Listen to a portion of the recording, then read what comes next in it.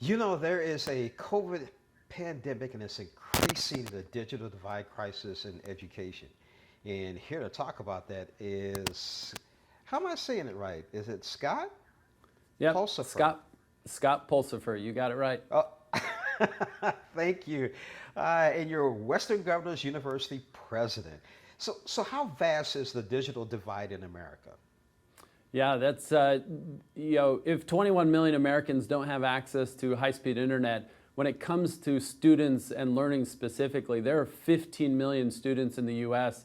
that do not have reliable access to high-speed internet, and they're really, when they're offline, they are out of mind for many. And our new normal, as students and adults are returning to school, this new normal really is the old normal for many, where they are disadvantaged, their progress is impeded. And for these individuals that do not have reliable internet access, and becoming offline and out of mind, what it really means is that, it's just unacceptable to see students in a parking lot, leveraging a Taco Bell Wi-Fi to, access their homework, or parents watching their children on a smartphone trying to do that same homework. And their progress is impeded because they're cut off from the learning that they so desperately need. And that's what this digital divide really is that these individuals who are offline are now out of mind. And so this is truly a crisis. This is an emergency that we're trying to raise the awareness of so that we can act now. Now, how will expanded internet access impact students? K-Light. Yeah, one of the most efficient ways by which we can expand access to high quality education, whether it's in K-12 or in higher education, is over the internet. This is one of the ways in which there is a greater ubiquity, but that is not yet true for everyone in the U.S. And so in the communities that are in St. Louis and in and around St. Louis, what this means is that 1 in 5 children are right now cut off from their learning. And so by addressing the digital divide, you have to really think of two things. One, the actual availability of the internet itself and the partnership that private providers of internet with public funding and investment, like that can ensure that we expand coverage. But more importantly, in many communities, the issue is of affordability. That even if there's coverage, they can't afford the internet service or they don't have the devices. And so the solutions also have to be addressing the affordability gap. And this is really going to impact children not just now, but exponentially worse over the coming future. Now, Scott, what trends are you seeing for those looking to reskill during the pandemic? Yeah, the working adults that WGU itself it serves, this is one of those things that the pandemic has amplified as well, that now adults who've lost their jobs or been displaced, they need to seek the new skills, whether it's in the health field or technology or other domains.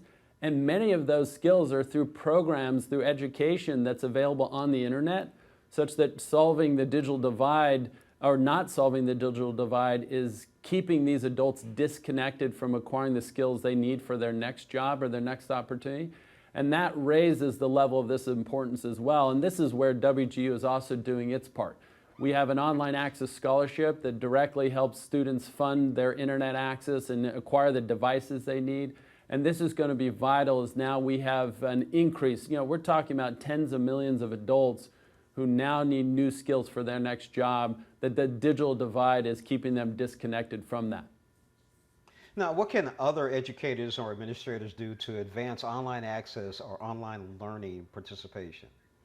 It really does include institutions, partnership, as well as national level and local level. There's good examples here in Washington where I am today, where the District of Columbia is funding $3+ million for free internet access for those who qualify. Institutions need to make sure that they're addressing this on a long-term basis, because stopgap solutions around public Wi-Fi hotspots, library, etc., those are stopgap, but it's actually a long-term need. We want to make sure that the barrier of connectivity is not true going forward. And this is one case where even today, as Congress and our national leaders are contemplating the next recovery package and stimulus funding, we need to make sure that parents in our households, that we're calling our national leaders and making sure that this digital divide is addressed in the in future recovery packages, so that we ensure that no student is offline and therefore out of mind. We need to make sure that every student is able to participate in the learning they need. Would you say that, doing something about this digital divide is also advancing your city to make it a smart city? Sorry, what was that? It's about Advancing each individual city. For example, St. Louis. If we were to conquer the digital divide here in St. Louis, would that get us closer to being a smart city? Yeah, it is one of those things that there is an inequity in this digital divide too, and it impacts lower income communities as well as individuals of color. And so this digital divide is an issue that will also directly address equity in a way that few other things can, because now it makes the equal probability of access greater, and because you can address affordability gaps, you can address geographic coverage, etc. This is one of those paramount issues when we realize the internet itself is fundamental to our livelihood. It's about our learning, it's about our health, and so many other things, that this is a necessity of life.